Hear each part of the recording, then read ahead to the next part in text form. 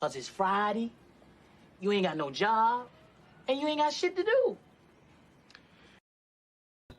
Hey, and welcome to Friday. That's right, it's Friday. And I am your host, Eric Mitchell, and this is To The Point. So it's Friday, April 24th. We have a heck of a show for you going into the weekend strong. So excited for the weekend. And it's been a great week. Finishing strong with a great show. Let's jump into some news today. Overnight, if you didn't hear, Congress did approve the $484 billion in aid. So this is like coronavirus stimulus package 3.0 or 4.0 or 2.0. The stimulus package has now been approved. The president signed off on it. Nancy Pelosi did her Jurassic Park walk and went out and signed the bill, made a big to-do about it. So we have that going for us. We also have news today that millions of Americans are still waiting on their $1,200 stimulus checks. Most Americans have received their stimulus money, but millions are still waiting as an understaffed IRS contends with electronic payments that have been bouncing back and taxpayers griping about the difficulties using the agency's website. That is a problem, right? I mean, obviously the government is understaffed right now, and this has been difficult, right? I do know a lot of people, everybody I know has got their stimulus package, is supposed to be getting it. But again, this is a difficulty, understaffing. Everybody just needs to be patient. I think that's one of the things we've learned over the last 8 weeks is patience. What else we got going on for you? Yesterday, the Treasury, we've been talking about it all week, all these big brands, these 95 to a couple hundred brands, big companies that took these used part of the CARE Act and the SBA to jump ahead in line and take $10, $20 million from small business owners. Well, the Treasury yesterday, right after we ended the show, announced that all of those companies will have to return that money, which is outstanding. So Ruth Chris, right after they were ordered to do it, they did it. That doesn't mean I'm still sorry, Ruth Chris, you lost my business. Ruth Chris repaid it. They said that they would return the $20 million that after the Treasury asked for it back. So good for them. Yay, I guess. Congratulations. You shouldn't have taken it in the first place. You're a global chain that is still killing it. They had close to $125 million already in the bank before they took this huge loan. So just crazy to see that these big brands are doing this. Also in the news, earlier this week, we saw Tyson Farms had closed some of their pork processing plants, which is already leading to what a lot of people have been talking about the last few weeks, that the hunt for meat is on for a lot of these large grocery chains out there as plants are shutting down because coronavirus is spreading throughout these places and is chancing the meat. So they're concerned. U.S. grocers are struggling to secure meat, and they're looking for new suppliers. I hope that they don't go to China for the meat. It seems to be where our go-to for no matter what. People are still going to China for our N95 masks and our PPE supplies. We need to boycott China. There has to be other places to get these supplies, including our meat. And finally, in sports news, yesterday was day one of the NFL draft. And as expected, the Bengals selected Heisman Trophy winner out of Louisiana State, Joe Burrow, who immediately wanted to retire. Just kidding. He did not. I would have, if I would have been drafted to the Bengals, I'd be like, I'm done. So the Bengals drafted him number one. Interesting things in the draft yesterday. It was their first ever digital draft. So everything was done at home, cameras in the home. It was great to see the current NFL players chime in as they went through this. J.J. Watt was talking about how many weeks his mother would have made them clean the house during draft season for the draft. It gave you some insight into these stories of these players that were coming up, the hardships that a lot of these guys do. Truly to become the top 1% in professional sports is amazing. So kudos to those guys that were drafted. Thanks for letting us in your home and kind of give us the real perspective, watching moms pass out on the floor in excitement, the tears, seeing their backstories. I think that's the way the draft actually should be done moving forward. I know the NFL loves flash and dash. Originally, the 2020 draft was supposed to be done at the Bellagio in Las Vegas, right there on the water for the big, believe the first 15 to 20 picks. So I actually like the version at home. It's easier. I like to see the families react instead of all the pomp and circumstance of having these guys all suited up, having to go do all this stuff. We also saw it last Friday with the WNBA draft. They actually sent a care package out to all the top picks that were going to be coming up, the people who knew they were going to be drafted. And they had all the hats, 12 hats from the NBA, from the WNBA, and they had them be able to put them on. Cool experience.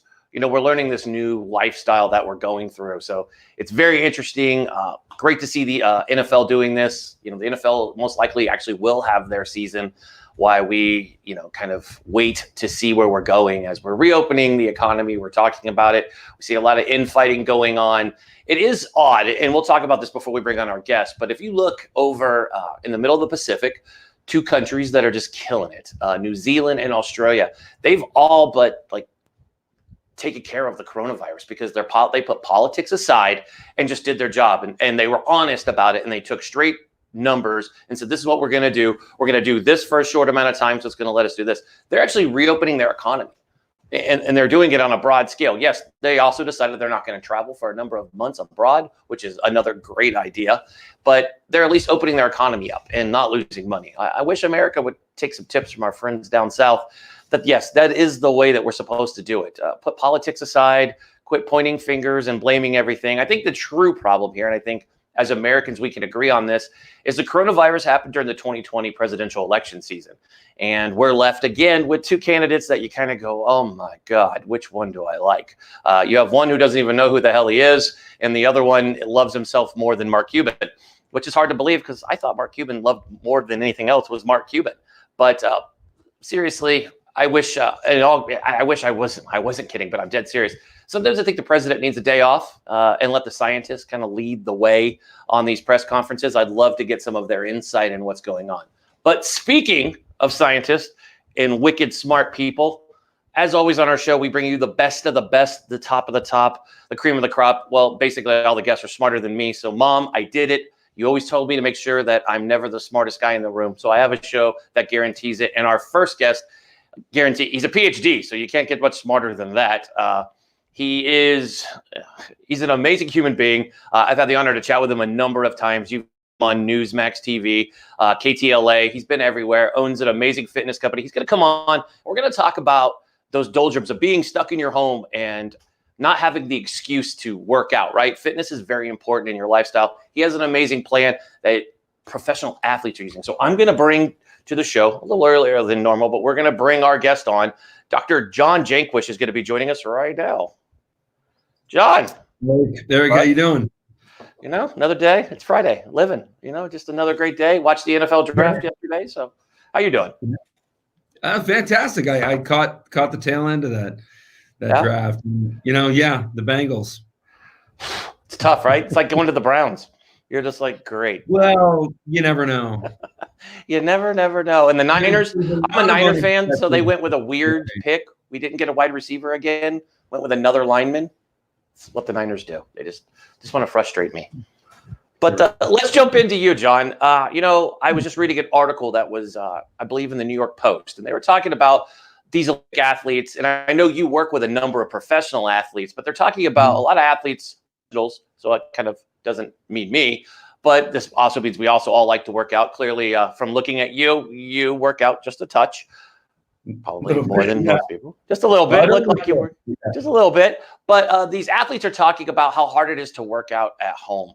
And I'd love to start off with you, with your amazing fitness background. What is your advice to everyday people who are sitting at home? How do you get your butt up off the couch? I know we're going to go down and I know some methods, but give some ideas of why it's important to get your butt up off the couch and be active. I know it's easy to watch Netflix, but why should you get up and exercise?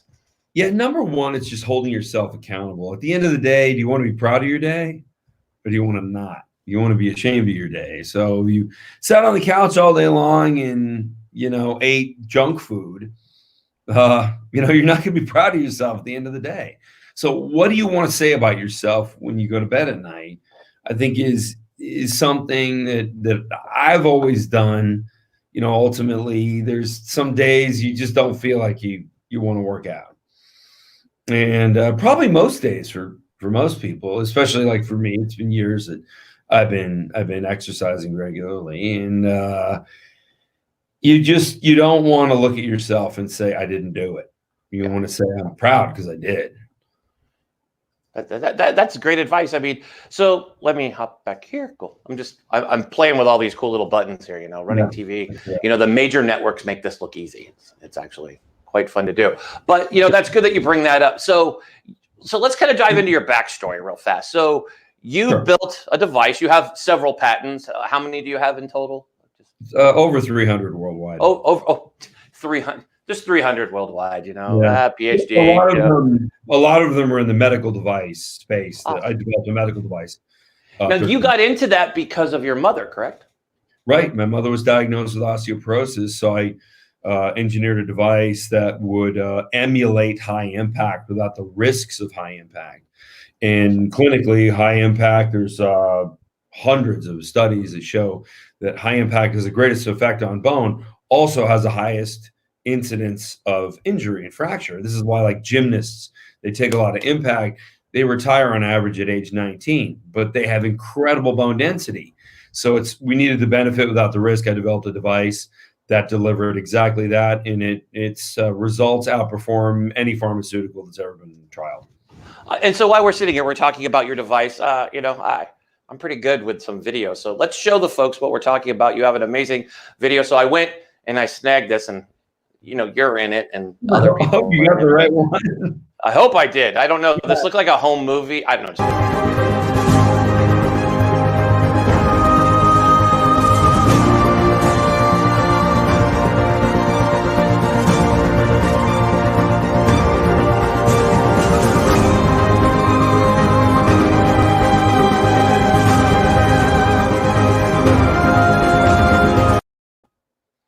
So there's, to me, that's awesome. Yeah, now that's not the bone density device. No. That is what I work out with at home.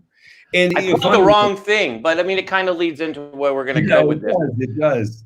Yeah. Well, the greatest part about so basically the medical device showed me that like regular exercise is just really inefficient, and we're 7 times stronger here than we are here. Oh, wow. And so in that medical device really showed that in the clinical trial that we did in London. There's a hospital in London we did it at with the British National Health Services. The government helped us with that, and it was great research. But as I began to look at the data, I was looking at 60, 70-year-old women who were putting 6 and 7 and 8 times their own body weight through their hip joint, because we're just in those impact ready positions. Like, remember the gymnast site I mentioned earlier. So I thought, wow, this is data that kind of disproves weightlifting. Like, weightlifting is very inefficient because we use the same weight in the weaker area as we do in the stronger area. So I thought, okay, we need to change the resistance. But then, like, people have been training with bands for a long time, but the problem with a band is it twists your wrist. It doesn't keep your wrist straight or neutral. And so that's why we use bars so well. And then there's also ankle issues. Like if you do like a deadlift or a squat and your ankles, your feet are flat here, but they're bending inward, ask an NFL player if the ankle joint likes lateral force. It doesn't. Lateral force destroys ankle joints. So I needed to get the small joints in the body, the wrists and the ankles, protected. So I patented a bar and a plate that the bands move freely underneath. So, and then we built the heaviest bands the world has ever seen, because everyone's 7 times stronger than they think they are. That's awesome. That's how that works. And it allows me to avoid the gym. And so, now gyms are closed. But I knew a couple of years ago, there was a study that was done, I think in like the early 2000s, that showed when somebody, the pathogens on like the dumbbell rack. So people stand in front of the dumbbell rack, they grab the dumbbells and they're standing in front of the rack and they're breathing hard, which means they're basically spitting all over the mirror in the dumbbell rack. And this is a nice gym or bad gym or budget gym or whatever you want to call it. All of them are like this. People are spitting all over the equipment all day long because they're breathing hard. So there's 300 times the amount of pathogens and bacteria on the fitness equipment in a gym as there are in a public toilet. Whoa. Wow. Yeah. That's a stat. Wow. I'm never going to a gym again. So this leads me, that's scary. There was a recent write-up at-home fitness is the big rage, right? We're all stuck at home. You obviously have an amazing device that, number one, is a lot more affordable than some of our friends out there that have stationary bikes. And I'm not bashing on these products that are out there, but a lot of people can't afford. There's even more happening, but yeah. There's a lot of platforms out there that you could be using, right? And there's no excuse. You could go online and you can find fitness. Now, you have this amazing device that professional athletes are using. I believe that there's an NBA basketball team out there. And that's defining. Like you'll see on a lot of fitness websites, like used by NFL, NHL, NBA. NBA. It's like you got to ask the question. Okay, who? Because I mention names. So I make sure I put the pictures of the athletes who use the product on the website. Smart. And they get their permission. Now, unfortunately, I don't get the permission from all who use it. Like there's a quarterback who's probably considered one of the best ever, but he didn't agree to allow me to use. So I was like, all right, well, just keep using it, I guess. And fortunately, he did a video in Men's Health showing himself using the product. So I thought that was cool. That's awesome. But yeah, more than 10 NFL players, the entire Miami Heat basketball team, a good portion of the Detroit Pistons, including Andre Drummond. He's a phenomenal basketball player. So people of all sizes, of all levels of strength, but the people who really need to be the strongest, pro athletes, it's their job to be strong and to avoid injury. In fact, it's probably the other way around. It's avoid injury, please. It says that in the contract, and be as powerful as possible because you got to bring it to the court or the field. So all these athletes I ended up working with, and we don't pay any of them. I just I'll give you some help and some advice and answer any questions you have. That's all I gave them, and they're using it. And I think that's a real credibility point of the product, that these guys who need to be the most powerful and the most injury resistant, they choose X3. So let's talk about X3 for a minute. I am fascinated by this. Number one, I like anything. I think that's why I like CrossFit. Back in the day when I used to CrossFit, it's 45 minutes, right? I like anything under an hour because I'm like, I got things to do and want to move on. I love your platform. Number one, you make this, you can make a joke from Something About Mary, right? When they were like 7-minute abs and 5-minute abs. Now you have a platform and clearly you use it because you're yoked. And it's all you do. But so your platform kind of, as you can see from the video we showed earlier, it's really easy to put together. It's very simple when you think about it. We're a simple person. So it's just one of those things that we have to do. So real fast before we go, let's talk about how easy it is to use your product. Just real briefly, then we've got to jam on to the next guest, but I want to make sure that we plug your awesome product. You get through the whole protocol in 10 minutes. And it's not because we're hurrying the workout. It's because it is so devastating, the level of exhaustion you get to. A normal person, really any person, cannot handle more than 10 minutes. So you exhaust half the body one day and half the body the other day. And there's a video program that comes with it that breaks all that down. But you just go to complete exhaustion in the 4 movements of the day, and then that's it. That's the whole workout. And then you grow.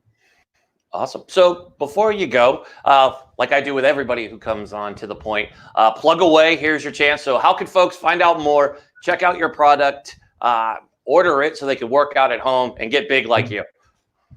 Yeah, x3bar.com, or you can find me on Instagram. I answer a lot of questions and give a lot of free advice. Awesome. I touch on a little bit of COVID-19 stuff, but I'm not an infectious disease specialist, but I do know how to read research. So I read a lot of research and just kind of break it down there. So I'm trying not to focus on that, but still give people some helpful things that they can do in their daily life to stay as healthy as possible. And my Instagram account is at DRJAQUISH. It's my last name, Dr. Jaquish. Perfect. Well, just like I tell everybody else, when this is done and you go find this on YouTube on the replay, you'll be able to scroll down and find all these links there so you can connect with John, ask questions, follow him on social, and go get this amazing product. John, I want to thank you for joining us today. We'll have you back on for fitness tips really soon. And I'm not going to tell you to keep working out because you're already as bulky as it is. So keep doing what you're doing, and you and The Rock can compete to see who's bigger. Have yourself a good one, my friend. See you, man. Thanks. So there we go. Fitness. It's always good to stay in shape. You're sitting around. You don't want to become a couch creature. I know it's easy. There's some amazing programs out there. This Sunday, we have 2 more episodes of Last Dance, the Michael Jordan documentary with one of our favorites. We're talking about the Detroit Pistons and, of course, Michael Jordan's relationship with the fabulous Dennis Rodman. We also have that dropped today. You have the Beastie Boys documentary, I forget the exact name of the documentary, it just slipped my mind. It is on Apple TV. It drops today. And then if you're just really just like planning out your weekend, and clearly I planned mine out to watch a lot of TV, Netflix just dropped the new Chris Hemsworth jam that looks fantastic. I watched the trailer last night. As anybody will tell you, I've been binge watching heavily The West Wing, which I just think is one of the TV shows ever. I'm excited for our last guest today because he also is one of the from a top 10 series ever when it comes to Emmy nominations and Emmy winners. West Wing and The Sopranos, those are 2 amazing shows, I could tell you. I'm glad one was on HBO and the other one was on NBC, because I don't think, could you imagine The West Wing if it was on HBO? It would have been fabulous. So, we're just sitting here. We have another guest coming into the green room soon, but just wondering, what's going on in the world today. I did see a study that came out right before we went on air, so we'll jump into it. The Congressional Business Office just released a report talking about the money that they are expecting us once we're done with COVID-19. All the money that we've injected into the economy is going to be causing a recession that's actually going to be 10 times greater than any money that we've ever owed during the previous administration, which would be under President Obama. This coronavirus is just causing a huge financial disaster. And I just feel for the small business owners out there, the freelancers, and those folks that are out there just hustling to earn a dollar. This is a very trying time for everybody. So as Americans, we just need to come together. I mean, again, this is why I made this show. This is why To The Point exists out there. So we really want to encourage people to come on the show, watch the show, ask questions to these thought leaders that we're putting out here. So that is the key that we're working here. So I just want to make sure, in case there's any, any other fun subject matters that are out there. If you have any questions, obviously you can always hit up the show and we will cover the topic on the show. I love talking about sports. The NFL draft, I did cover that at the beginning, and the NFL draft was simply amazing. It's so much fun to watch. The NFL just brings you back. You see these other sports that claim to be up and coming. The NFL, hands down, just owns the show when it comes to show value and the way they put it together, giving you insight into what the general managers are doing and all this other amazing fun stuff. It's just really cool to see it, to be able to have the insight. They said Jerry Jones, the owner of the Dallas Cowboys, I refuse to call them America's team, by the way, he actually did his draft from his yacht, because it's rough being Jerry Jones. So Jerry Jones did his draft from a yacht. So good to be Jerry. It's gonna be interesting. And Tampa Bay just killing it in the draft. They have an amazing team. The quarterback from Alabama went to the Dolphins. That was an interesting pickup. Everybody kind of saw the writing on the wall for that. The Dolphins, you always kind of pray for the Dolphins to become a good football team again. They still hold the record of the only team ever to have a complete perfect season. The Patriots, of course, as we know, lost to the New York Giants in the Super Bowl, losing that perfect streak, which was good because you didn't want it to go to the Patriots. Nobody wants to give it to the cheaters. And speaking of cheating, we didn't cover it on the show, but the Red Sox punishment came down 2 days ago. Very interesting to see that it was a super light sentence on them. A video, the guy who records the games and does the film, suspended for the 2020 season. And Alex Cora, of course, his season was continued on with the suspension for the rest of the season. But obviously, we're going into May. They haven't started training again. So if the season does start, it won't start till probably mid-June to late July is what I'm hearing. In other news, talking about baseball, we mentioned it earlier this week on the show. You've probably seen it on ESPN and other outlets. But Alex Rodriguez, the former Yankee and confessed steroid user, and his beautiful fiance, Jennifer Lopez, or J-Lo, if you know her from The Block. Just kidding. Love you, J-Lo. Those two are coming together and are working to find a third investor to purchase the Mets. The problem is the folks that own the Mets have this weird kind of requirement for coming on and becoming owners of the team, is that they want to still look like they're running it. such a weird requirement. It's like, I don't know what's going on with New York sports. The Yankees are fabulous thanks to the Steinbrenners, but you look at the baseball team like the Mets, you look at the mess that is the Knicks, and you just wonder what is going on with these sports teams.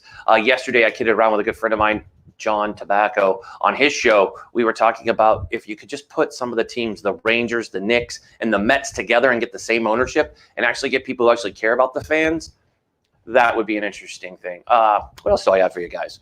Just waiting for our green room people to arrive, and it must be Friday. Something's in the air. It's Friday. But I think I read this morning, and it's concerning, and this is the second team that I've seen do this. The Texas Rangers have come out and announced that the last day that they will be paying their staff is May 15th. So their office staff doesn't have a paycheck past May 15th. That is the first professional baseball team to come forward and say that they're hurting in the financial department. As we know, last month, the Boston Bruins ownership released their entire team. Nothing finer than a team from Boston treating their fans and their employees the same exact way as the rest of us feel about anything from Boston. So way to go, Bruins. Their ownership, of course, released all of their employees and just basically told them kick rocks. And hopefully they come back to a season. Mind you, the Boston Bruins are owned by a multi-billionaire. He couldn't even dig into his pocket to make sure that he took care of his own people. It's very shameful with these owners that you see dealing with this. So it is funny that we run this show and people wait until like right now to like tell me that they need links sent when it was in an email that was sent to them. So it's funny that we're sitting here waiting till last second to get this stuff. So I apologize, folks, that we don't have all the guests appearing on time like we have all week. It's very frustrating. So I don't know. We're not going to change the way we've been doing the show. It's been worked perfect all week. So let me know what you want to talk about. Jump it into the questions and I'll answer them. I don't have my keyboard in front of me to answer these people. They think that this is some podcast. We're not. We're a TV show. Duh. So, yeah, that's what we have for you guys. So, yeah, it works. And I'm on TV. So thank you for messaging. Please kick rocks. It's just annoying that just do a show and people just, yeah. Anyways, so we'll go until our next guest is ready. Maybe we'll get one to jump in. But yeah, that's what we're going with right now. We're just trying to move through this. So yeah, what else topics did what else does anybody have for us that they need to discuss? I'd love to go through it. We have our last guest of the day. So I did binge watch a little Sopranos last night just because the Sopranos oh, here we go. I would love a question. Let's see. We'll go. Today is Q&A day till we bring on our next guest. How have you been dealing with all the media that comes through right now? Oh, that is a great question from our guest yesterday, Lisa Bodenberg, United States Marine Corps. She asked the question, how have I been dealing with the media and all that comes through right now? You know, it's been interesting, talking to national media day in and day out. We get asked a lot of different questions. And you take a lot of data in from both sides, and it's really difficult to sort through. You hear a lot of bad news, and you start going, oh my goodness, like you don't want to get to the point where you believe the sky is falling. I do a lot of research on my own. I read 8 different newspapers every morning. I'm a big fan of the Wall Street Journal. The AP is one that I will always quote from. AP to me is one of the most reliable sources in media out there. They're fun to follow on Twitter. They update quite often, and they do amazing research. They're the ones that jumped in and did the research on the VA that we were talking about yesterday with all the VA employees that were sick. And then we also they're the ones that did the insider investigation into the Treasury Department talking about these big brands. So really, a lot of it has been learning over the 8 weeks who to listen to and what to go with. There are networks that are putting on these big-time billionaires that are talking about how they plan to rebuild the business when it all looks like it's political. We do in 2016 when a certain person ran for president. He's now our president. They spent a lot of money. If you look at it, Mike Bloomberg spent over $1 billion in 45 days to dip out of a race, but he spent money on ads. He was everywhere, right? You couldn't watch YouTube TV or a network show without a Bloomberg commercial. His people were posted up in front of sporting events. So it's amazing that these elections, it's the one thing, Lisa, actually I can answer for you, is that we've been able to see the ugly side, the underbelly of this business. It's just kind of crazy to see it, to see the way politics truly justifies our media. So there is some big ad spin going in, and it's just weird to see the data. You just don't know who to believe. And still to this day, I just go off of hard data, and thank you to the Associated Press for your amazing real journalists that are out there. They're not just pretty faces. That's not what they're there for. They're journalists. They went to J school. They're amazing. So I encourage everybody, if you're looking for the hardcore truth, don't look to the left or the right. Look right down the middle. Go to our friends at the Associated Press. Great platform, great press, and great investigative reporting. Their journalists do a bang job. They don't churn out stories like butter every 5 minutes. They actually churn out quality, well-written stories. And hey, another tip for anybody who's looking for media is you could go on there. They're always looking for business owners to interview during this time. So that's where I do see we have a guest in our green room. Our technical difficulties using technology. I swear it's like fun to do all this. But I'm going to bring our next guest in so we can keep moving. And there we go. So that's what we're going to do because we are here and going, and it's Friday. So I'm going to bring in, I was just seeing who it was because my green room was a little blurry, but it is my buddy. This is, if you've been looking at YouTube, before I lead in, I'm actually, hold on, we'll cheat because I did something and she'll be like, oh my God, you didn't. But she is I call her, and I don't even know if her friends call her this, but this is what I call her. She is like the Jedi Master of YouTube. If you're out there watching YouTube and you're like, I want to start a YouTube channel, because you see people like Logan Paul and Joe Rogan and all these amazing folks, Gary Vee, everybody is on YouTube. Our next guest has an amazing channel that actually can help you. She puts these amazing videos out. Her husband's out of the military now. He's served in the Air Force. So she was a milspouse. Now she's out on her own, running her business, has a husband at home now, which I'm sure she's like, oh, wonderful. Now I have my kids and my husband at home. Sounds like what my wife would said. But she is a guru when it comes to YouTube. So let me introduce you to our guest before we bring her on. By definition, content marketing is, I'm going to read this, a type of marketing that involves the creation and sharing of online material that does not explicitly promote a brand, but is intended to stimulate interest in its products or services. So what exactly does that mean for your brand? Stay tuned to find out.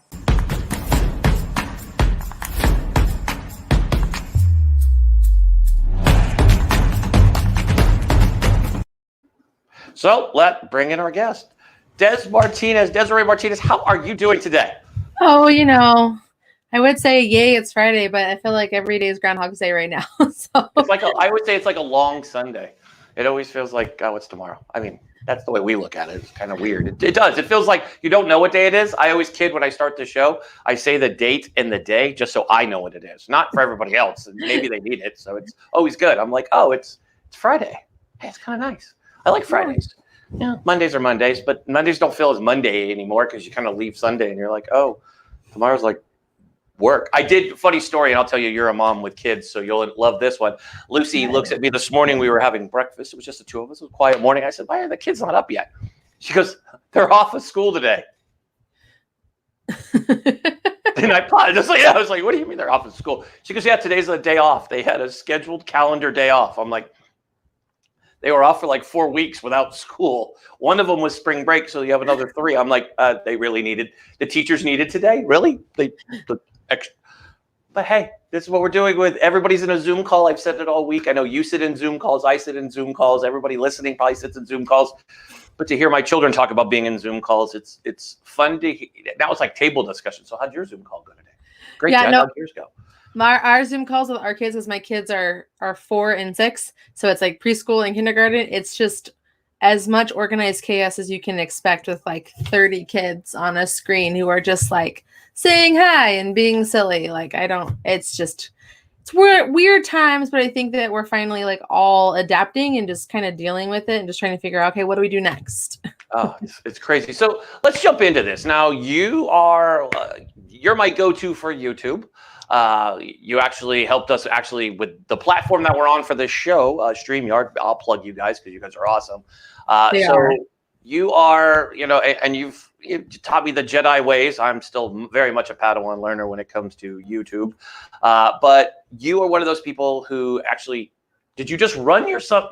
Excuse me, I just lost my voice. I just hit puberty, folks, right now on TV. No, that's what I did. So, wow, apparently I have a huge lag time between myself and the TV suddenly. No worries. That's what I'm being told. So I'm just like, it's in my ear. I'm being told that I have a lag time, and I'm like, I can't fix it. So we'll just go with it. Technology. So you just ran a summit, correct? I did. Okay, awesome. So your summit, just kind of so I know, kind of dumb it down for I'm not saying my viewers are dumb. I'm just dumbing it down for myself. But basically, your summit was for folks that are out there with brands that are trying to get themselves on YouTube or use social media or digital marketing. I'm just like hinting along. I'll let you go. How about you do it better? It was your summit. I know you had some amazing speakers. So kind of tell us what your summit was about and how people can, build their platforms. So the Digital Inspiration Summit was dedicated to helping businesses that are struggling from COVID and the coronavirus. They're maybe had to close their doors, they're losing business, they're not sure what their long-term plans are. And like so many of us who are business owners, we kind of get stuck working in our business and we don't really get this chance to work on our business. So now that there is an opportunity to pivot and figure out like what to do, I wanted to make sure that people were armed with the right information so that they could make things happen in their business and have the right instructions and systems to put them in place. So we did a 3-day summit this week on Tuesday, Wednesday, and Thursday, and we just dedicated it to so much great information so that someone can find the right method that would work for their business. So we had podcasting, we did YouTube, we did video marketing, we did Pinterest, we did LinkedIn, like we had 30 sessions, and I tried to start every day too with a keynote, just like you would start like any normal conference, to get people sort of like pumped up and inspired to figure out like how they can go forth and figure out how to deal with this. So we had Tisha Marie Pelletier talking about the sweet success through struggle. We had Rachel Kate Albers, known as RKA, which about making bingeable content. She's one of my favorite people in the world, actually, because she's a business comedian. And it was just a wonderful week of great information. I got wonderful feedback and people asking to like rewatch sessions and pick up the ones that they missed. And so it's really just about helping people figure out what is it that they can do to move forward in their business and hopefully future-proof their income. So if anything ever happens, that they're ready and they don't have to worry so much about it. That's awesome. That is some good sense. Sorry, you caught me with my head down sitting here doing multiple things at once. Producing a show by yourself is always kind of fun. And having technical difficulties to go with it. It looks like it's back in normal again. Gotta love technology, right? You're the one that taught me just get in front of a camera and go. So I'm blaming you for running with it. So let's talk about this a little bit. So there's folks out there, they own businesses, right? And they're making this pivot. And we've had guests all week long coming on. We have the great Joel Comm on, a good friend of mine, George Bryant, was on. And we're talking about video is video, right? Everybody should be doing video content. You're getting rewarded for doing it on all the platforms. Yes. You are a master at it, and so are so many of the folks that were at your summit. So let's talk about it. How do people jump in and do this? What's your advice to a small business owner? Obviously, I'm going to tell small business owners, I would call Desiree and have her just help you launch it. Don't try to do it by yourself. I've tried to do it by myself, and this is why I don't have hands. So it's all coming out from pulling it out.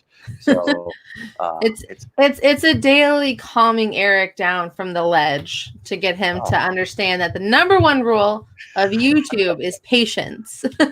It's not a virtue that I was blessed with. As my mother, we could bring her onto the show and she would tell you it's not a virtue I was blessed with. But no, so how would you suggest folks, besides calling you, if you're a business owner and you're like, hey, I want to get into video. YouTube is all the rage. I could tell you it is awesome. It's fun building a platform from zero. We have seen it, our Facebook platform alone this week. And I'll plug away our own viewers. Thank you guys for coming on and always being awesome. We went over 100 subs just yesterday on Facebook, and hopefully our YouTube catches on. But we're using TubeBuddy, another shameless plug, but I have no problem doing it. It's my show. I can plug away. But what do you suggest to these business owners that want to jump in to doing more video or doing video for the first time? Obviously, they're stuck out here in this environment. So tell us what you recommend. I got a couple different tips. The first thing I want to tell you to do is I want you to write down the most commonly asked questions that you have that people ask you all the time. So for me, in my case, it's like, what platform should I be on? How do I get started with YouTube? What is the best tech that I should be using to make this happen? And figure out how you can answer those questions. So when you write down those like 10, 15, 20 questions that you get asked constantly, those are going to be searchable terms that you can use to create your video content. So whether you're going to create video once a month, bi-monthly, or every single week, that existing list is going to be easy for you to turn to for two reasons. Number one, it's going to be easy for you to talk about that stuff. One of the biggest struggles that people have when it comes to getting on video is that camera confidence. Like, do I know what to say? Do I know what to do? What do I do with my hands? Like, what do I do with my face? Like, it's just easy for taking away all of those barriers if you know what you're talking about and you're already passionate and pumped up about it. So because you answer it all the time, it's going to make it easy for you. And then the second thing that it's going to help you is you're going to get the most bang for your buck out of those. You can use those videos in so many different ways. You can turn them into blog posts. You can put them as FAQs on your website. You can add them into a drip campaign for people that are coming into your funnel. And so when you get started, if you're answering questions people already have with the answers that you already know, it's going to make it easier for you to get started. Then my second tip for you is just sit down and record those videos. All you need to record is a camera and some solid lighting in a quiet room. And we all are equipped with the right things that they need to do it. We all have this. We all have this smartphone that's going to allow for us to have success so that you are able to record video or use the webcam that you have. Find a window. This is what I have right here. And record those videos and get that message out there, because you're going to suck. And that is the third part I'm going to tell you, is you are going to suck, and that's okay. That's part of the learning process. Everything we start doing, the first time we do something, we suck at it, but we try it and then we figure out how to make it better. And then the next video will be a little bit better. And then the next video will be a little bit better. And then you're 3 years into this and you have over 400 videos and you are just like, you can pull out and make a video like that. I love it. That is sound advice that I know you keep beating over my head to follow, and I don't. But you're right. I mean, I have played around. You know, I have lighting. It is simple, folks. I mean, a lot of the lights you can actually buy on Amazon. I mean, and there's amazing apps. Actually, I discovered one from Talking Some Network folks who are broadcasting from their kitchen on hour-long national shows on big networks. They actually have a couple cheap apps on your iPhone that you can use to be a webcam that you use your USB, and it's to great. give you like a solid perspective. One of the greatest things that have happened with the pandemic, like it's not great, but one of the few things that's been awesome is seeing all of the late night TV show hosts go to YouTube, and they're recording everything from their houses. And those first videos, like that first week of video where all of them are doing stuff, is their videos were crap. Like, they were shaky. They had really weird resolution. Like, they didn't know what they were doing. Like, Jimmy Fallon had his wife handling his camera, and they just like were randomly walking around their house, their yard, and trying to figure out that groove. Like, proving that those guys, those people that are on TV, they're a talent. But that's what matters, is what they have to say, not all of the extra stuff that goes with it. So if they can suck at home, so can you. But they've gotten progressively better as they've figured out what is working, what feels right, and what they can do to make it look and sound and be better.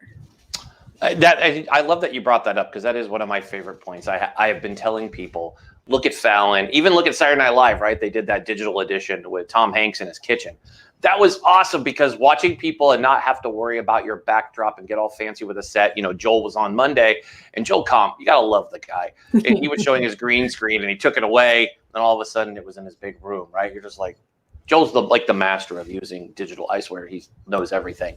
But I mean, it's simple for folks, and you hit the nail on the head. You know, you just got to jump out and do it and realize you're not going to have 1 million people watch your show or watch your live stream, and don't get hooked on looking on those numbers that are up in that corner right above my head that have like how many people are watching. I know people love it. Vanity metrics are everything for so many people. Trust me, I deal with it with putting people on TV. They're like, well, how many eyeballs does that network get? And you're like, really? 2.4 or 2.5 is going to make a difference to you. Well, for example, like when it comes to YouTube, it has nothing to do with what's happening with your channel right now. Like there are so many like YouTube gurus out there that are like, the first 48 hours are vital to the success of your YouTube channel. And I call malarkey on that because my YouTube channel has a very slow, steady growth rate. And like my most popular videos that I have on my YouTube channel that get the most views and get the most clicks right now are anywhere between 18 months to 2 years old, because I've solved a problem and it's slowly built up traction.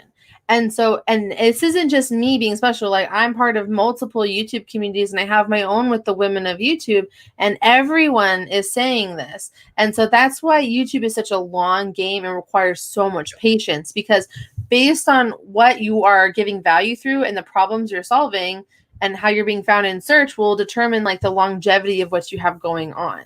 Awesome, Des. Well, thank you for coming on today. Before you go, and I know it's probably the first time ever, and I know you speak at a lot of conferences everywhere, but, you know, have you ever led before a Sopranos actor? I mean, I know we all watch The Sopranos, and, you know, you're the opening, you're like Opening act. right before the lead-in to a Soprano. I mean, come on. I mean, yeah. No, I think cool, it's obviously I've never had that honor, but I do know I very much enjoyed The Sopranos, and the guest that you have on was one of my favorites. So I was really sad when he left the show. So we all were. I mean, every wait to time watch when they the rest of started this interview. when Denver started leaving The Sopranos, we all kind of got sad, right? It was like, Yeah. why are you killing off the people we like? But I get it. That's Yeah. part of, like, if you watch a mob movie, you have to get used to that. That's just mob movies and mob series. I mean, they're good when they start killing people off. But The Sopranos is one of the best. But anyways, Des, before you go, plug away, tell folks how they can get a hold of you and learn more about what you do. You can find everything you need to know from me at Mrs. Desiree Rose at all of the places. So just go look for me there. All of the places, go find Des at all the places. Des, thank you so much for coming on. We'll have you back on in a few weeks to give more tips and tricks for folks. Maybe they're going to go out. Hopefully they can connect with you. Have yourself a great weekend, and I'll talk to you soon. Bye. Thanks for having me. Thanks. So to say I'm a little excited about our next guest is an understatement. As a diehard Soprano fan that watched this wonderful show from the start on a carrier in the middle of the ocean to watching it at home with my wife, and even my children now watch it. I mean, my stepson, who's 23, was standing here, and we found out we were having this guest on. It was his birthday last Friday, and he's like, I guess I better go watch The Sopranos. I was like, shame on you. Leave my house now that you've never watched this great series. You watch Game of Thrones in a weekend, but not The Sopranos? What's wrong with you? The Sopranos like set the bar for badass TV. So I'm excited for our next guest. Before we bring him on, let's remind you, in case you haven't been, if you haven't been binge watching TV during this last 8 days, it's weird. But here's our next guest, Joe Gannascoli. I screw up Italian people's name all the time. I apologize. It's an Irish thing. But just a refresher, so you remember who our guest is. Here we go, folks.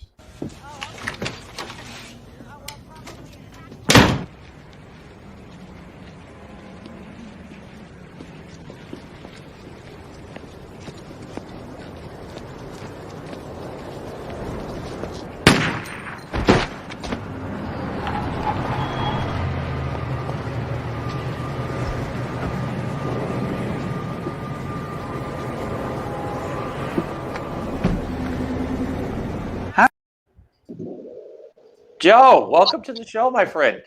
Love that. Hi, Eric. That was pretty stealth of me, huh? It took me a while to get Look at it you, like a Marine, just coming up there, just bam.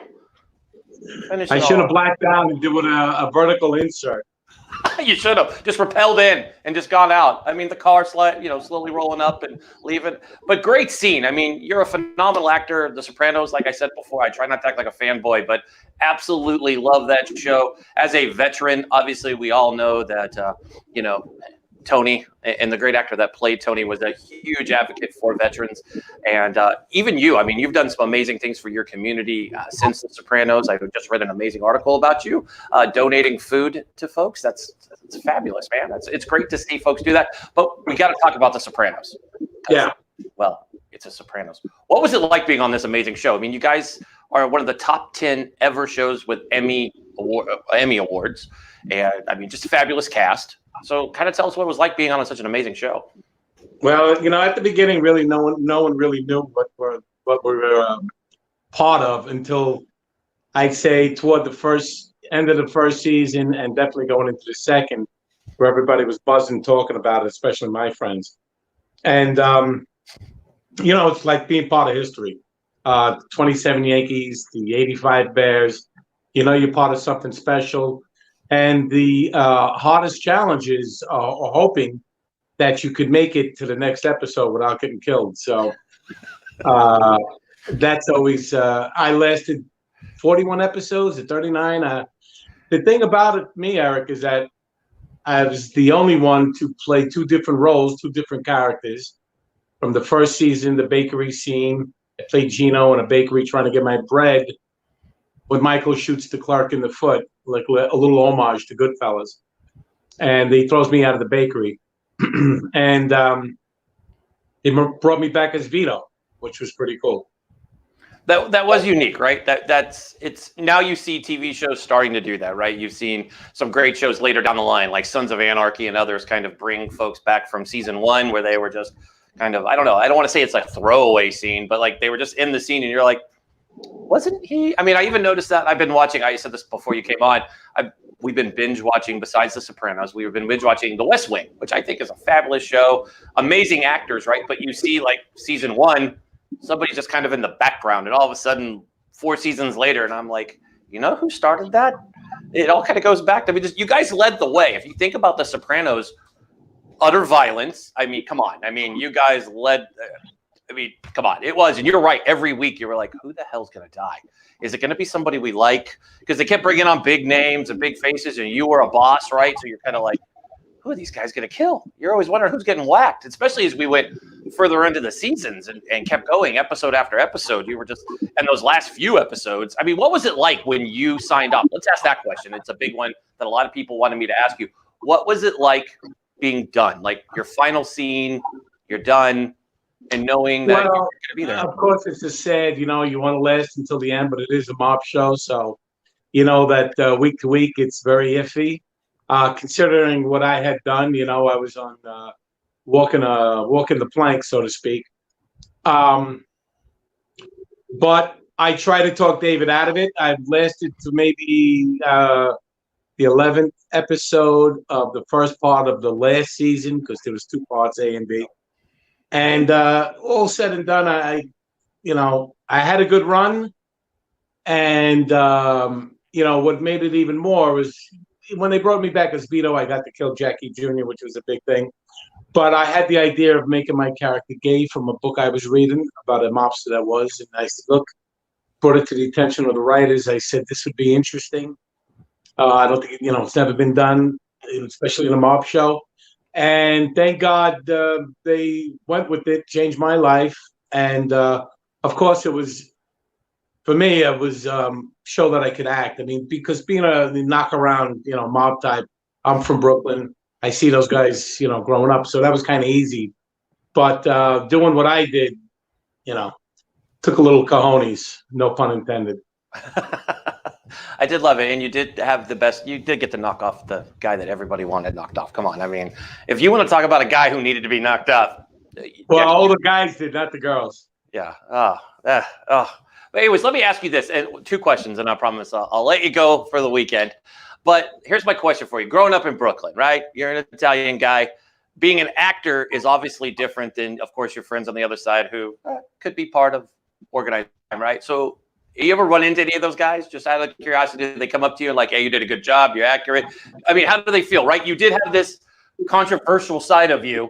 Obviously, that's the number one thing when you go search. People bring it up how controversial it was, but how awesome it was, how The Sopranos always pushed the limit. Did you have anybody come up and say anything like good job, or did you get like hate mail over it? So I grew up in Brooklyn, Gravesend and Bensonhurst and Bay Ridge.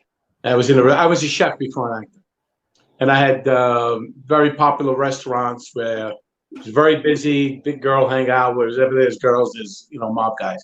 But even before I became a chef, when I saw guys growing up, so I knew those guys, and I knew real guys that want to be. And when I started the role, I could pretty much tell that they were watching it. Not many of them came up to me, and said anything. But then when my gay role came up, a couple of them, their attitude changed, and they weren't, you know, happy with it. And I had a few run-ins with a couple of guys that, you know, I said, hey, what do you want? It's, you know, this happens. It's in every walk of life. Why not the mob? So, right. But, you know, for the most part, they were like, you know, that's I don't know who's writing this stuff, but it's pretty much on the money. So it was for the most part they liked it, and once they get their approval, you know it's the real deal. Well said. Once you get their approval, that's the approval that you really want. At the end of the day, you don't want to make those guys upset with you. I definitely agree with you there. So let me ask you this, the final question. Read this article. I mentioned it earlier when we started this interview. You've been going out and doing some amazing stuff with the community. As we all know, across the nation, New York State and the New York area has just been slammed with COVID-19. I have a brother. It's in Soho. He's been stuck there for the last 8 weeks, and I know it's awesome to see faces like yours out in the community and doing things you've been doing. Tell the folks a little bit what you've been doing personally out in the community, because you should be commended for it. It's awesome to see, you taking the time out of your life to go take care of others. Well, first off, before I get to that, I mean, your brother being stuck in Soho, I mean, there could be worse places, first of all. So my sister-in-law works in a labor and delivery in Long Island, South Nassau. And hearing stories, what they were going through with pregnant women coming in and they having a rough time of it. And I wanted to support the restaurants in my neighborhood and also bring food to those people. And it sort of mushroomed and people started finding out about it. Now I'm up to around 19,000, 19 and change. I started with 2,500, 19. Today, as we speak, I just brought lunch to a nursery home and then to a Winthrop hospital. So it was two different places. People keep getting in touch with me. I hate saying no, as long as I could keep raising money, but I did it for the police offices, fire departments, post offices, nursing homes, sanitation, everybody in my neighborhood that's out there, the essential workers. And, my wife is worried because I'm out there and obviously, I could stand to lose a few pounds. I'm a cigar smoker, but I am very cautious. I got my Padre Pio bracelet on. And the more as long as I keep making money to get the food and bring to them, I'll keep doing it. I've been to the Bronx, Staten Island. Someone wanted me to do it in Manhattan. I'm going to see if I can do that, but I have more places in Long Island. I did 2 today. I got to go back and do a night shift to one of the nursing homes because, you bring it for lunch and then they get the night crew gets leftovers. But I'll keep going as long as I have the money. Least I could do, as I say, I do it because I can. They're the real heroes. And, that's the way I feel about it. I love that. Joe, that is stand up to do what you're doing, my friend. Just 100%. And you're right about my brother. Being trapped in Soho isn't that bad. I mean, he's by probably 3 of my favorite places in all of Manhattan is right by where his house is. I mean, literally, he's like 2 blocks from Joe's Pizza. That was in the Spider-Man movies, like one of the best places to get a slice. He's right down from Lombardi's, which was the first pizzeria, period. So he's not struggling too hard. He has takeout, and he's in New York with the best food on the planet. But Joe, thank you so much for coming on, and thank you what you're doing for everybody out there. It's so awesome that you're taking the time out of your life to go make sure others are taken care of. Again, it shows how great America is. I absolutely love this country. I'm proud to have served it. We have a lot of veterans on our show, so we thank guys like you that are out there stepping up and taking care of others and, answering the call. So thank you, Joe, so much for coming on. So thank you. If they could follow me or go to my Twitter, Joe Gannascoli on Twitter, and donate to the fund. $5. I've had people donate 5,000, thousands, whatever they can. It doesn't matter. It all goes to keep me going. I love it. That's what we're going to have people go do. We'll put this out there. So if you're watching, you were just told, I mean, come on. He was a boss and come on, he was a soprano. You got to go donate. It's a good cause. And there you go. So Joe, thank you so much, my friend, for coming on. We appreciate you greatly. It's been an honor to chat with you. Thank you for your great work you did on The Sopranos. I'm telling you, this is an honor. Thank you for your service, Eric. Oh, no problem, my friend. Service. Thank you. You have a great weekend, my friend. Go Giants. You too. Yes. Thanks. Talk to you soon. Okay. So we have that. So we did have a technical difficulty earlier in the show. And because I try to take care of everything that we're doing, I want to make sure we get at least a guest who we had technical difficulties. So we're going to bring on our guest completely out of order. And I'm lagging horribly. But here we go. We're going to bring on our last guest, who was supposed to be the middle guest. So if you're following along online, just Move along, move along. Jeanette Carvalho is going to be coming on right now. So, Jeanette, we're going to bring you on right now. Hello. Hi, how are you? I'm doing good. Technical difficulties, and I have like a lag on sometimes on the show today, so it's interesting. I'm trying to not talk too fast and let the lag catch up. So it seems to be doing that. So how are you doing today? Well, I have to tell you, you're doing wonderful. Like, Thank you. Honestly, I can't tell. Okay. then I'm doing something right. No one else knows, but I'm the one like getting text messages right and left, like you're lagging, and I'm like, I'm doing my best. So tell the folks a little bit about yourself. Yeah, so I'm a life coach. I am actually a disease life coach, and I help executives who are struggling with a recent diagnosis of some sorts. And for the first time, they feel out of control. I help them connect to their unique healing roadmap so they can feel in control once again.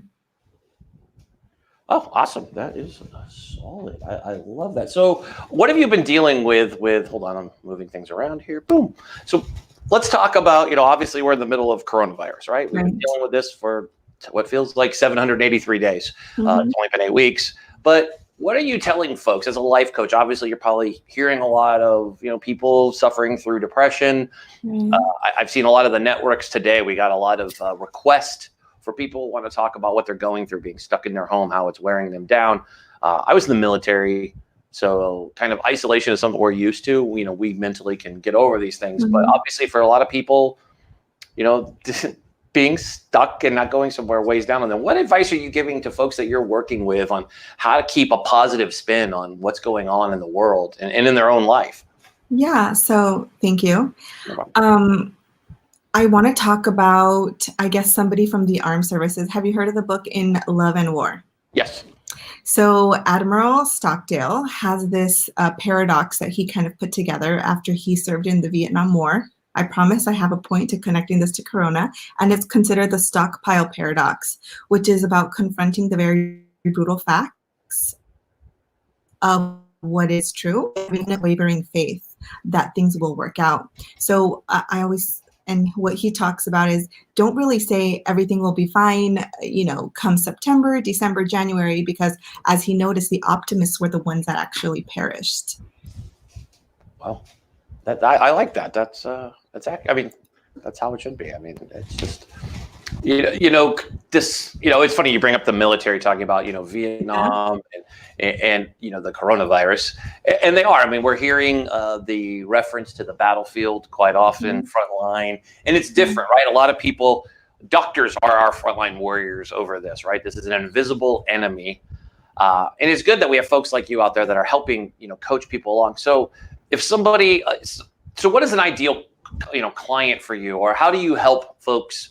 Kind of, let's deep dive into this, how you're able to help folks. Like if they're like, someone's watching right now and they're like, okay, I need help. I'm kind of down in the dumps, or I just need to, get myself right. I need to get off the couch. Our first guest today was Dr. John Jaquish, right? And he's, a PhD, and we were talking about, people are making excuses. I know it's easy to sit down and watch the Netflix or binge watch the Sopranos, but when you really should get up off the couch. I mean, you have no excuse. The New York Times had a great piece this week on Peloton, right? Back in November, Peloton was just absolutely crucified for daring to put the commercial they put out, but their stock's up over 45%, and they're making hand over fist, and they have an amazing product. To talk about the way that they were just vilified in the media, when absolutely I think it's one of the things that gets myself, my 15-year-old, and my beautiful wife through our day is actually getting on our Peloton. The community that we're surrounded by and the ability to high five each other is so key. And these instructors are so cool. It's fun. So what are you doing to encourage people to get up and get moving, right? I mean, it's not like you can't go to the gym, but you could do other things. So what are you recommending?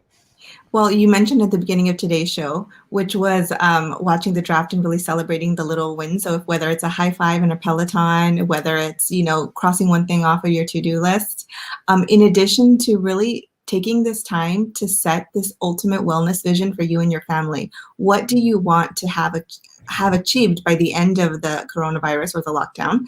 And how will your health be your next security or the next investment? Because job security and financial security right now are out the window, and the only thing we can really feel secure in is in our health and wellness. Awesome. I love that. That is sound advice that I think everyone should be listening to, especially what we're going through, right? We have no end in sight. I know we live on the West Coast, and I know that basically surrounded, we have no idea when we're going back to what is normal. So my last question before we close the show out here, before we get to you plugging what you want to plug, which I love to be able to do for everybody. But here's my last question for you. What's your thoughts on the fact that we're never going to go back to what was normal, right? What was normal March 12th is not going to be normal set date in the future when we're back out in normal, being together close in this environment. I use the impression of we watched Bohemian Rhapsody for about the 50th time. Great Queen movie, right? Just fabulous. I love Queen. I'll admit it. That's played through our house a lot. But, you look at that concert venue at Wembley Stadium. Yeah. I don't think there'll ever be that again. I just don't see people being so close right now without testing and all this, that our daily life is different. So, I mean, what do you say to that? Well, I've studied disease and pandemics for quite a while. And one of the things that I found really fascinating is that in the Middle Ages, there was pandemics every couple of years. And one thing that the communities and the cities would shut down, and then everybody would resume back into their respective professions. Right now, everything is changing. All the essential workers, people who worked in non-essential businesses, are now working in some form of essential business. And so really seeing what are you taking out of this so that you can pivot and position yourself to be of value at the end of this. Awesome. That is sound advice, definitely. So before we go, like I do with every guest, plug away. Tell us the best way to connect with you if people are looking for a coach just like you, which I would recommend. And by the way, you come highly recommended from my favorite door gunner in the Marine Corps, Miss Lisa Bodenberg. You can't mess with her. We're already setting up, by the way, if you watched the show yesterday, I did. A mention between John LaRocchia, the president of Laughter Saves Lives, and Lisa to do a celebrity boxing match. We are working on putting that together already. It's already in the works. So I'm scared for John, not scared for Lisa at all. She had to promise me that she'd take it easy on him. Oh my God. I love Lisa. When she's in LA, she's my trainer. She helps with that Marine mentality for sure. What was the question again, Eric? It was plug away. So tell folks how to get hold. Sorry, I ramble on. It's what I do. But plug away. Talk about what how to get a hold of you, best ways to reach you on social, website, all that good stuff. Because we're going to add this into after the show. Everybody, if you're watching, just remember, subscribe, number one. But if you scroll down, you'll see it in the notes that we have all the links and social media links to our guests that we have on the show. So just plug away so we have them for people so they know where to get a hold of you.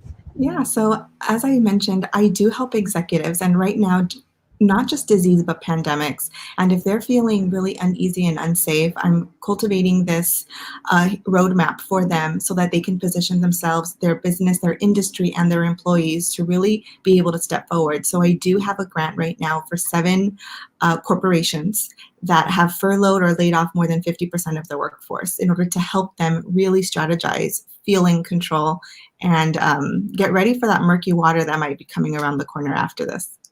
Awesome. Well, and you can find me, I'm sorry, and you can find me on Disease Life Coach on Instagram. Awesome. So go follow.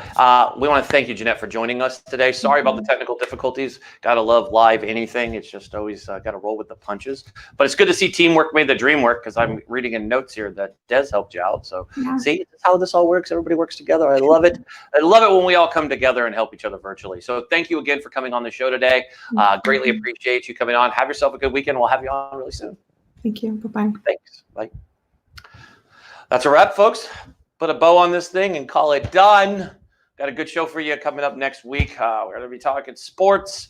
We got George Bryant by request is coming back on Monday. We've got my twin, and we'll get into why he's called my twin. Edward Jaquish is going to be on the show on Monday. And then we also have the hell's his name? I forget his eye. We have Lester Morales. There we go. I remembered. Lester Morales is joining us, and he's talking about the healthcare industry, really big, and how you can look out for yourself and how to get yourself some extreme tips in healthcare. As we're sitting here talking about, some people are losing their health insurance, and he's got some tips to help you get free medical coverage and help you to keep your bills down when it comes to your healthcare. So we have a great show for you on Monday. Great guest coming up next week. We have a great Wednesday, a sports day. Wednesday's going to be sports day, so make sure you don't want to miss that. And then we're going to keep going with a great Veterans Thursday, First Responder and Veterans Thursday. I want to thank you guys again from the bottom of my heart and our team here at our production studio, from Madison, our executive producer, to me. We want to thank you for tuning in all week long. It's been we did one full week, folks. We are so thankful for you to be tuning in and supporting our show. So thank you so much. Remember to hit the follow and get the notification buttons when we're on. So thank you so much. Have yourself a great weekend. Remember, I'm Eric Mitchell. Be safe, be strong, be smart, and God bless America.